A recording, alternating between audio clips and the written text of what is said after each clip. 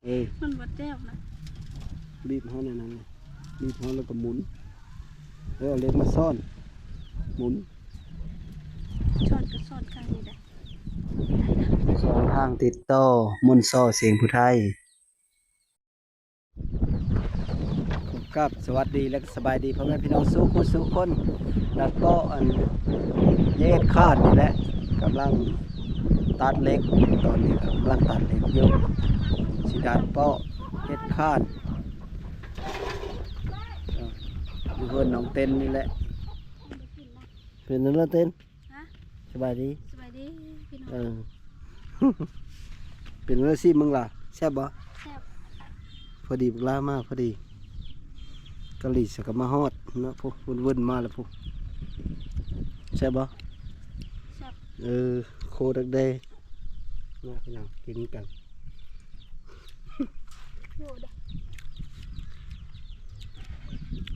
อยู่มาเล็กน้ำกันเด้อมื้อนี้เด้อมัดข้านนี่ลังดัดเปาะมันแล้วก็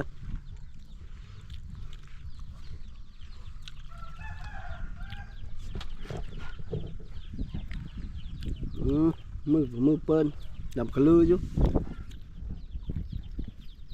มือใบเล็กมาล่ะกินนี่มาฮะ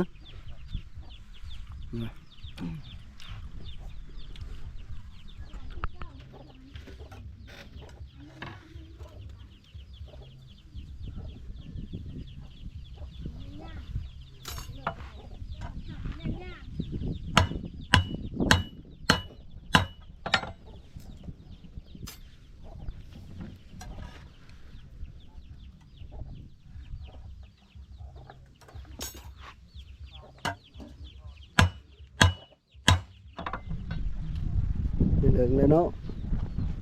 มัดขั้นนี่แล้วก็มัดขั้นยาวถือว่าเฮาเฮ็ด3ขั้น4ขั้นใหญ่นี่แล้วจังมาก็ตัดนี่มันจังมัดเล็กกะเฮาเทขั้นก็ใครได้เฮาเป็นเศษเฮ็ดนะแต่ว่าตอนนี้นะเฮาสิเอารอบนี้ซะก่อนเอารอบขั้นยาวนี่ก่อนท่านได้ตัดเล็กเสื้อซ้ำตัวยาวนี่ก็ดิใส่กระเสื้อตัวสั้นนะเดือดเลยมัดเลยบันกิ้วเลยเขาเอ็ดเบิกด้านหาปัดกิ้วเบิกนี่ได้อยู่หูได้ได้เหลืองบันมัดตัวไม้ไปเลยแล้วอันนี้ก็พักมันเถงแล้วมันวัดแจ้วนะบีบเขาในนั้นบีบเขาแล้วก็หมุนแล้วเอาเล็กมาซ่อนหมุนช้อนก็ช้อนข้างนี้ได้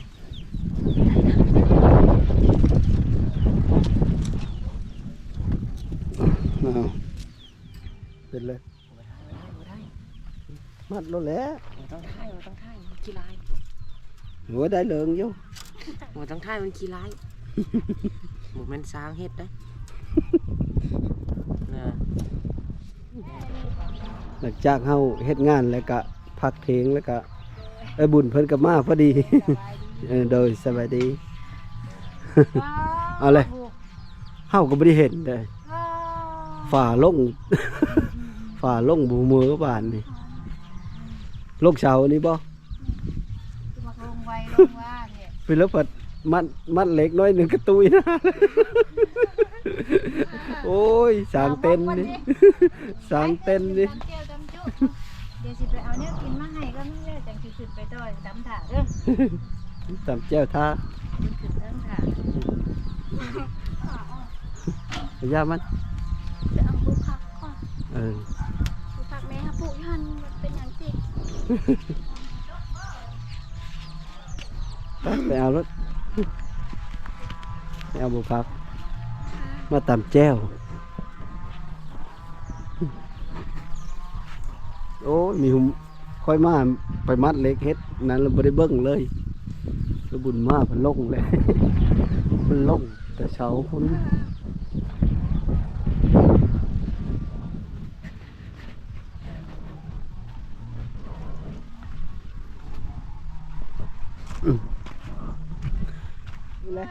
เตอเต็งกินอย่างนี้ลงแป้นนี่แหละลงฮะเห็ด ปูสิมันจังสินั่งกิน บ่ ได้ เอาเลย จ้ เอามึงนี้เลย นี่เลยบ่ มึงนี้เลย คือว่าสูบฉันก็ชูเขาจับกันเนี่ยเพราะว่าชูเขาจับกันไป มันมาเลย เอาเด้อกิน ข้าว ข้าว น้ำกันเด้อทุกคน มาได้ FC ที่เข้า ใส่ลาผมกล้ากินน้ำผู้สาวแล้วไง นะพี่น้องแนวกิน สาย เพิ่น เก่า นี่ นี่ ช้างเกาหลี เป็นจังได๋น้องเต้นตำแจ่วหึ แก้วผ้าผ้า ตำแจ่วบ่แซ่บ แก้วผ้าผ้า จะได้แม่ย่าโอ้ยคือเผ็ดแท้ลุงไผ่ตำแจ่วเลยเนาะ เจ้าพา กิน เพชรพวกบ่ แก้วเผ็ดแก้วผ้าผ้า อืมแซ่บอยู่บ่ปิ้งไก่ซื้อมาแต่ดงเห็น แซ่บนะ อืม หามือนี่แล้วมันคลุกคลีอยู่ จับ เห็ด เล็ก เรีย ดึ ก ก ให้กิน คำมัดนะตัวสิเป็นแต่จับเล็กมัดเล็กอะไรนะ อืม ง่ายๆนะ เดี๋ยวก็เป็นเองแหละ อืม คันเฮาเมื่อยเฮาก็พักตัวใดเฮาเฮ็ดได้ช่วยเพิ่นเฮาก็ช่วยไปคันว่าโอ้เฮาไปเฮ็ดหันเฮ็ดนี่ก่อนเด้อเฮาก็ไปหากินหาอยู่บ่คุดกระปูกระแป้ง จากกินข้าวกินน้ำแล้วเขาก็มาเฮ็ดงานพี่น้องมาเฮ็ดงาน ดัดเปาะคือเก้านี่แหละ แต่ว่าอันก็กับผ้าพี่น้องไปผ้าน้องเต้นไปขออันโทษข้างไอ้บุญพร้อมไปขอโทษนั่นแม่เท่าอันไผ่นั่นแหละ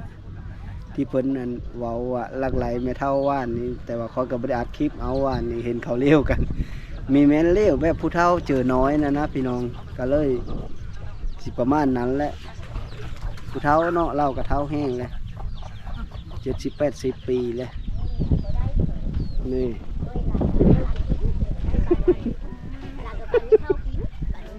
นี่ดีแล้วบ่ดีแล้วบ่ ในบ้านนี่ล่ะอันนี้ก็โคนคือเดียว สบายดี เจ้าบ่เจมค่อยบอกจะเว้าเรื่องค่อยนึงน่ะ ถือว่าเข้าใจกันมันมีทางเพิ่นน่ะไม่เท่า นี่ดีแล้วเฮ้ย ใส่แพงอยู่ลูกพ่อก็บ่ได้มาพึ่งไม่เท่ากับ เออ ไม่เท่ากับปันให้ปันหน้าเฮ้อแล้วก็ปันให้กิน แม่นเลย อยู่น้ำข้าวกินบ่มีขึ้นจักเอา เลย บ่มีอันกินขึ้นจักเอาแม่ก็บ่ได้เว้าน้องชาวหลานชาวก็ไม่เว้าอีกในชาวก็ไม่เว้าอีก นี่ นั่น นั่น แห แห ละ ละเลยล่ะเด้อบัดนี้แนวใดมันบ่สมควรเว้า ขม่าเพิ่นเซ แล้วก็มีหาย น คือก เพ ไม่เท่า ศ เซ แล้วเพิ่นขอโทษ นบแล้วบ่ ไม่เท่ากับแพงเพลงหลานนี่แพงโทษจริง นี่ ได้กินกับเฮอกินได้เป็นกับพื้นหลานกับแพงไม่เท่าบัดนี้ แม่ นะ นั้นล่ะบ่ ได้ เอ้ แต่ ย ก็กินได้ ขอยก็ขอโทษเจ้าคือกันนั่นแหล้วขอยก็ อันไม่เท่าก็ข เอ อ อ โท บ่ ษ ได้โพ ลู ก ก คุณแท่งผีดอก บ้าน เออ แม่หานพี่ขอโทษลูกอีก โดย บ้านนี้นะ โดยขอยบ่ได้โพกคุณแท่งผีดอกขอยก็ดี หลานมันได้เว้าหยังผิดมันเออเจ้ามีแต่ให้ผิด ขอยก็ฟังอยู่ทั้งลูกทั้งแม่ขอยอยู่หั่น นึกนึงแม่เฒ่าน่ะเพิ่นก็เป็นแม่ของแม่เฮา โดย เพิ่นเว้าหยัง แม่น คันบ่คนอื่นน่ะ คนอื่นสิดีปานใดก็บ่ซ้ำพี่น้องเฮาซัวเด้อเพิ่นสิบอกให้คนอื่นน่ะเขาดีนำเฮาอยู่แต่ว่าคนที่ฮักแพงเฮานี่คือสายเลือดเฮาสิแบ่งปันกันออก โดย แม่เฒ่าเพิ่นก็เป็นผู้เบ่งแม่เจ้าออกมา นี่ แม่เจ้าก็เป็นผู้เบ่งเจ้าออกมา นี่ เจ้าต้องคิดจุดนี้ว่า เออมากก็ต้องเรียนเขาเดี๋ยวเบิ้งเรียนเพลง เพิ่นฮักลูกฮักหลาน พอบ่มีพอมาไม่เท่าเพลงบ้านนี้นะ ดังเด้อเพิ่นว่า คืนนี้ก็ผู้น้อยนี่ก็ไม่เท่าค่อยเตะอันนั้นไปแล้วค่อยๆนะเตะอันที่หินเดินอ้อที่เดินอันยาพดน่ะไม่เท่าเขาเฮ้อคืนนี้ก็ โดย ชื่อน่ะขอโทษลูกนี่ก็ได้เป็นอย่าง โด นี้ ยแม่บ่เป็นหยังเดี๋ยวอันเฮาสิอันให้เอาน้ำเอาไฟนี่คันว่าเฮ็ดแล้วบัดสิ้นเดือนนะเฮาสิซอยจ่ายค่าไฟให้เจ้าเด้ออย่าให้เพิ่นเอาอยู่นี้เพราะว่าน้องเพิ่นยังบ่มีน้ำบ่มีไฟ เอา เขา นี่ ใส่ ใส่ น้ำเจ้านี่แหละ ลำมีเฮือหานในชาวเดี๋ยวเว้าอันโอ้ยมีเฮือแล้วก็เป่าชื่อก็ได้หนึ่งเฮือเว้าอย่างนั้นน่ะ บ่ให้เว้าเด้อล่ะเนี่ยใดมันสิผิดบ่ให้เว้าคือค่อยบอกเจ้าเนี่ยแม่เฒ่าเจ้าผู้อื่นแฮงกะเต็กก็แม่เฒ่าแล้ว นี่เลย คนอื่นสิจังใดก็ย่านี่แม่เฒ่านี่คือเราเว้าแน่นิ้วมือ เพิ่ คือน เจ้านี่เป็นนิ้วก้อยซะหลาน เพิ่นเว้าว่า แม่ พี่น้องหายพันเธอก็มีเส แม่ โผแม่หายย่ามเดียวเป็นผู้อื่น แม่สิแล้วเด้อ แล้วกันอันในชาวเว้าบัดนี้น่ะ เออ แล้วก็เป็นว่าเมย์เพ้นไปหาเขามาแปลงช่างกันไม่ได้เลยจ้ะไม่ได้แล้วก็อ่อยเอามันชีกับผ้าดีทิพย์เงินชื้อเอาได้นะนั้นคือเดี๋ยวลูกเมย์เว้าน่ะ แม่แม่ถือเลย เออ ถือเฮาใส่น้ำกัน อันนี้ก็ขอโทษกับลูกเมย์เนี่ยไปหาลูกนี่ได้มาเอ็ดนี่กะ เอาบัดนี้เด้อเต้นเด้อฟังเด้อสิบอก เจ้าอย่าแนวใดมันบ่ถูกหวยเว้าเด้อล่ะอดเอาเจ้าก็คิดว่าแม่เฒ่าก็คือแม่เฮาแหละผู้เฒ่าสิได้นี่ผู้เฒ่าก็ได้เพิ่นก็ตามเพลงเพิ่นนี่แหละนี่น่ะเราเว้าบ่เป็นผู้เฒ่า เราบ่มักปะ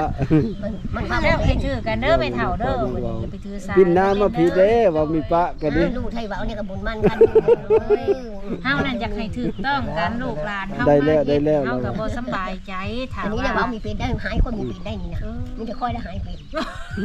ผู้จักเนาะ ค่อยน่ะหายผู้มีพอมีแม่ก็ค่อยหายมันนั่นเนาะเชื่อมีได้ค่อยหาย เด้อแม่เฒ่าเด้อวันนี้ฮักลูกฮักหลานเราก็ฮักแล้วกับเจ้าคือการเด้อเต้นเด้ โด อย โดย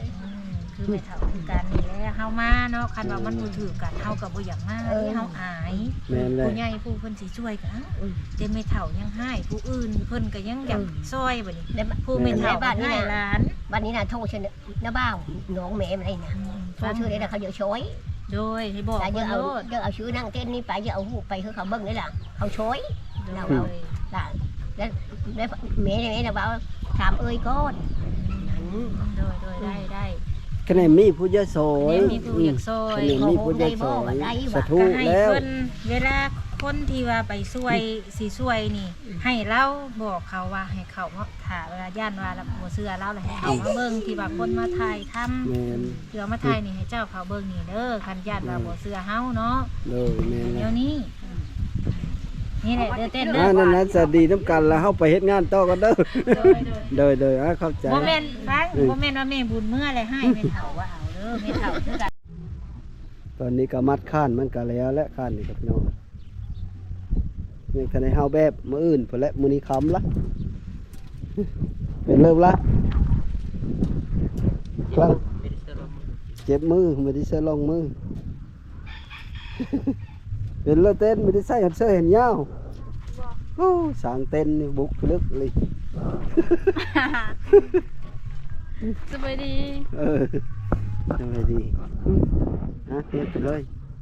คักกว่านี้ มัดคือมันคักมันแน่นพอดีแล้วว่าเพราะมันใหญ่เชิงกันอยู่แล้วว่า ซึ้งแล้วได้พอดีงาม ไหลเสกันนี่แหละมุ่งอันคันแมนนะคันแมนได้กะเพิ่นว่ามุ่งคือเรียกว่าเฮ้ยลูซิงแมน อันนี้สิ อันลูซิงคันแมนได้มีผู้ซอยว่ามุ่งอันลูซิง จับมือนี่ มื้ออื่นมื้อหืดมื้ออื่นย่านบ่แล้วมื้ออื่นมื้อนี้แหละมื้ออื่นนี่ก็ตีแบบเทคานออมอันนี้ แล้วจะได้เทคานออมมื้อหือ15คำกบนั่นแหละกบนั่นแหละกบข้างในนั่นแหละฮะ เฮ็ดข้างในมอบอันนั้นเล็กข้างในมอบ ครบวงจรนะ ในเชือกเพดานเนาะ แม่น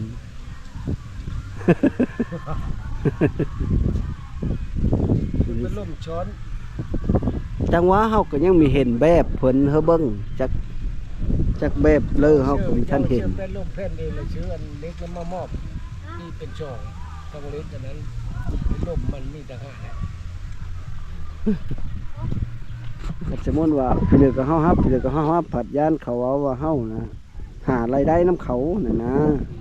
เฮาแทนที่ก็เฮาก็ค่างานหลายบ่อนอยู่บ้านนางน้อยก็มีอยู่อันบ้านปอดก็มี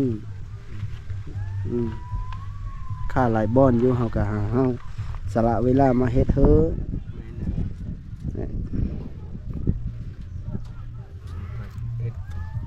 พูดแล้วก็ขึ้นเป็นก้นเม่นกระโตมาเฮ็ดตัวนี้ก็มาพี่แล้วเลยครับ แม่นเลยคันได้เฮ็ดเนาะเอาสุก มาพี่แล้ว แน่นั้นเด้อเด้อ อืม ขอบใจ อันนี้ก็ปรึกษากันกับช้าง ช้างเจอช้างแอ่นกันทุกคนเลย เกินก็บ่ได้ถ้าเฮาเฮ็ดอยู่พุ่นเข้าไปเบิ่งโอ้เหมาะเลย หมอเลย ตัวเนื้อนั้นบ่ได้เขาว่าชูโพดหลังคามันเบิดเขาว่า โอ้ มันตัวนี้เฮาเฮ็ดได้ซ้ํนี้เอาบ่เบิ่งดูเอาคนมาเบิ่งเจ้าของเพิ่นเบิ่งโอ้คักเลย เดี๋ยว คักเลยก็เอาเลยเนาะ มอตัวเล็กไปเบิ่งนักตัวน่ะ อยู่เชอ เอาเฮิรนนั่นทิศเฮิรนหน้าเฮิรนแต่เชียงส่งนั่นเอง โอ้นั่งหิวเนาะ เออ แอนกันแต่ซื้อแอนกันไว้นะมึงเธอเฮาหญ้าหลายก็เฮ็ดตัวเฮ็ดอาสิเว้านำบุญนึงเธอเพิ่นได้งบมานะเฮ็ดหลังคามันนี่เฮอเขาได้เด้อมันแล้วนั่นแหละ แม่นนั่นแหละ พอช้อยกันก็ช้อยกันเหอะตะดองเอ้ย แม่นนั่นแหละช่วยเก่า แม่น เก่า อันนี้คือกันนั่นแหละเฮาถามเบิ่งแต่ละคนแล้วเขาเว้าเสาหนึง1,200ทั้งก่อคานทั้งเสาหนึง1,200 แม่นนั่นแหละ ไหลเฮาแล้วเอาเสาเก้าเสา8,000ก็เฮ็ดเฮาเอาต่างเฮ็ดต่างเงินมาช้อยเขาเลยเฮาเอาแม่นเว้าเด้อเฮาไปเฮ็ดบ่อนอื่นก็เฮาก็คือเว้านั่นแหละเฮาก็เอาเต็มเขานำจำปาไปเลยอันนี้ก็เขาเลี้ยงเฮาไปเฮ็ดบ่อนอื่นอันนี้ปัดเฮาก็ซื้อมากินมื้อเถอะก็ดิส่วนหลายก็ซื้อมากินเองแหล้วหรืออันนี้ก็ดิ แม่นนั่นแหละ ถ้าเราเอาสวยเนาะ เราถึงมาเฮ็ดกันเฉพาะ ทำตะเกียบกับข้าวรถ บ่ได้เกี่ยวกับเขาวเลยแหละ ตะเกียบกับข้าวเลยดีห้าวเฮ้เขาอีก กินเองหากินเองนั่นแหละเป็นเลิกครอบครัวทุกอย่างคือว่าเลยในนั้นเนาะเนาะบ่แล้วเฮาจังหวะน้ำไว้บุญน้ำแหละแล้วเฮาสิโทรหาพ่อบ้านเลยพ่อบ้านสิเอาน้ำโตก็สมมุติเพิ่นได้งบมาน่ะนะเนาะก็หลังจากค้ำแล้วเขาก็สิได้กำมือแล้วบ้านนี้ก็ได้หันเพราะว่ามัดข้านก็ยังบ่แล้วยังข้านหนึงออมขี้ตะไฟนี่นะออมรอบนี่ยังข้านหนึงยังบ่แล้วมื้ออื่นเขาก็สิได้กลับมานี่แต่เช้าแล้วก็มาตีแบบแล้วก็ผสมปูนเทเลยแล้วก็มัดข้านตัวนั้นพร้อมมาวันนี้ก็ขอจบคลิปตัวนี้แล้ว สุดท้ายก็ขอขอบอกขอบใจน้ำพ่อแม่พี่น้องเด้อที่เข้ามาติดตามรับชมผลงานเฮ็ดเฮิรนน้องเต้นมื้อนี้ก็ซ้ำนี้แหละ ขอบอกขอบใจหลายๆสบายดี